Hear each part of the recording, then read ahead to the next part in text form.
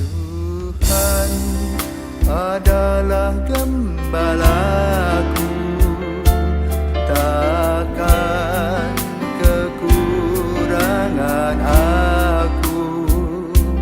Ia membaringkan aku di padang berumput hijau.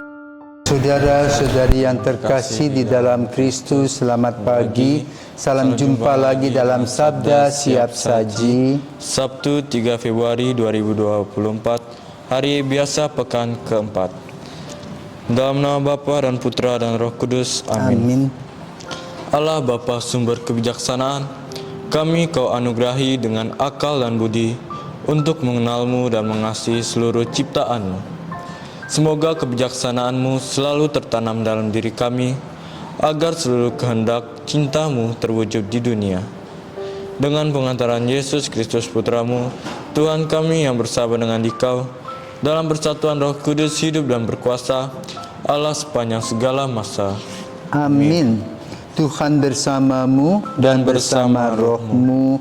Inilah Injil Yesus Kristus menurut Markus. Dimuliakanlah Tuhan.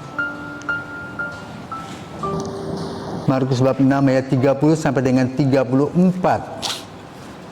Pada waktu itu Yesus mengutus para murid mewartakan Injil. Setelah menunaikan tugas, mereka kembali berkumpul dengan Yesus dan memberitahukan kepadanya semua yang mereka kerjakan dan ajarkan.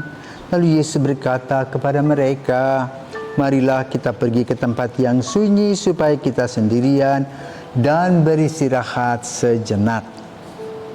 Memang begitu banyak orang yang datang dan pergi, sehingga makan pun mereka tak sempat. Maka pergilah mereka mengasingkan diri dengan perahu ke tempat yang sunyi.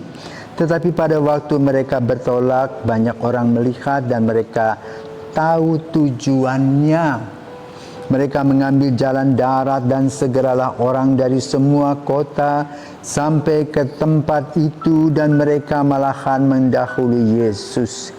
Ketika mendarat, Yesus melihat orang yang begitu banyak. Maka tergelaklah hatinya oleh belas kasih kepada mereka, karena mereka seperti domba tanpa gembala. Lalu mulailah Yesus mengajarkan banyak hal kepada mereka. Demikianlah sabda Tuhan. Terpujilah Kristus. Selamat pagi Romo. Selamat pagi. Romo, apa kabar? Hari ini kabar saya baik. Baik. Romo, dalam Injil hari ini dikisahkan tentang Yesus yang walaupun kelelahan bersama dengan murid-muridnya, ketika melihat orang banyak yang berusaha untuk mencarinya, masih saja mempunyai belas kasihan. Bagaimana sih Romo untuk mempunyai hati yang mempunyai belas kasih terhadap sesama? Selamat pagi para pirsawan. Kalau kita mendengar pertanyaan bagaimana caranya supaya berbelas kasih, kiranya hal ini berkaitan dengan karakter orang. Tidak semua orang begitu mudah berbelas kasih seperti Yesus. Maka kita perlu belajar dari Yesus berbelas kasih. Kenapa? Kita lebih banyak egois, ya. Bahkan kadang-kadang kita menyalahgunakan apa yang harus kita lakukan. Tetapi jangan lupa bahwa hari ini Injil mengajarkan kepada kita dan ingin membuka mata dan hati kita bahwa para murid itu diutus berdua-dua dan mereka serius melaksanakannya, sehingga mereka merasa puas batin, bukan puas diri, puas batin, ya, juga bukan puas materi, puas batin. Kenapa? Mereka sudah melakukan semuanya dengan saksama tanpa pandang bulu. Mereka juga dalam pewartaan itu tidak mencari untung. Kalau mereka dapat dari sesuatu dari si A, ya dia salurkan kepada si B, kepada si C, kepada si D. Ya.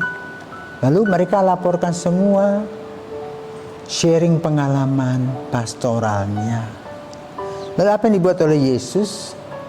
Yesus tidak mengatakan apa-apa, hanya mengatakan mari kita beristirahat sejenak alias retret.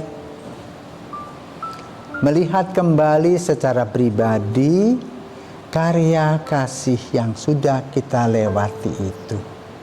Apakah sesuai dengan perutusan kita atau tidak? Ya. Jadi beberapa waktu kita merefleksi, melihat bagaimana ada kesulitan-kesulitan yang dihadapi, dan dalam kesulitan itu Tuhan membantu melalui tangan orang lain. Sehingga tujuannya tercapai. Misalnya di situ ada orang kelaparan, ada orang yang punya uang, kasih uang. Kamu bisa beli beras, bisa beli gula, bisa beli minyak, bisa beli lauk dan sebagainya. Tetapi tidak kamu simpan sendiri. Uang itu kan tidak berbicara. Ya. Kalau orang sudah memberi, biasanya orang namanya sumbangan tidak memeriksa lagi. Sekarang yang diuji adalah diri kita. Apakah kita ego atau kita berbelas kasih? Kalau kita berbelas kasih, maka uang itu menjadi buah-buah kehidupan. Menjadi buah-buah kasih yang membuat mereka tumbuh dan berkembang, baik secara jasmani maupun secara rohani. Tetapi kalau kita gagal, artinya kita menyimpan apa yang menjadi donasi itu, kita mungkin uangnya banyak di bank. Tetapi uang itu seperti danau mati, laut mati yang tidak berkembang. Kenapa? Kasih karunia Tuhan itu berkumpul di situ saja. Ya. Maka pada hari ini Yesus mengajarkan kepada kita untuk bagaimana berbelas kasih, yang artinya adalah jujur, disiplin. Jujur artinya apa? Kalau bukan hak kita, jangan diambil. Kalau kita punya hak makan sepiring makan, jangan sampai kita tidak makan lalu kita pingsan. Disiplin, tahu waktu, tahu kemana kita visit, kapan kita istirahat, kapan kita makan, kapan kita berdoa. Karena kita tetap manusia yang rapuh, bisa lapar, bisa ngantuk. Yang ketiga, terampil melihat ya keadaan, lalu kita menggunakan inspirasi kita, apa yang kita harus buat untuk mencari solusi yang dihadapi itu.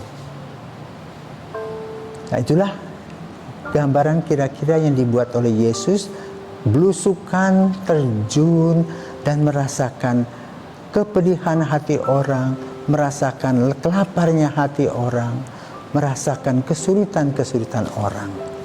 Yang kemudian dicarikan jalan keluar dengan doa dan karya, dengan menggunakan akal sehat, tangan dan kaki, serta pikiran kita untuk membantu mereka. Sehingga hasilnya adalah kepuasan batin. Artinya orang-orang yang kita tolong tersebut tumbuh dan berkembang dan juga tidak lagi tergantung kepada kita. Ya, itulah yang harus kita lakukan kalau kita mengingat apa yang disampaikan oleh Injil pada hari ini. Kalau kita lelah, tidak usah mengeluh, kita istirahat, kita refleksi diri, kita cari waktu untuk retret. Dan di sana kita akan mendapat penyegaran kembali, baik secara jasmani maupun secara rohani. Sering kalau kita retret itu santai-santai, tidak sebetulnya. Merefleksikan kesulitan-kesulitan yang kadang-kadang kita tidak pahami. Tetapi kalau kita renungkan kesulitan-kesulitan itu, ternyata Tuhan mengurai persoalan itu dalam proses ya, kasihnya. Sehingga selalu ada jalan keluar. Nah, itulah yang perlu kita lakukan, dan kita membaca Injil seperti ini supaya kita mempunyai hati berbelas kasih, dan orang-orang yang kita bantu bukan menjadi budak kita, tetapi mereka menjadi diri mereka sendiri yang Tuhan berikan berkat-berkatnya, dan kita hanya lewat sebagai selang saja, bukan sebagai yang utama. Yang utama adalah tetap Yesus yang memberikan kepada kita perutusannya. Selamat pagi, Tuhan memberkati.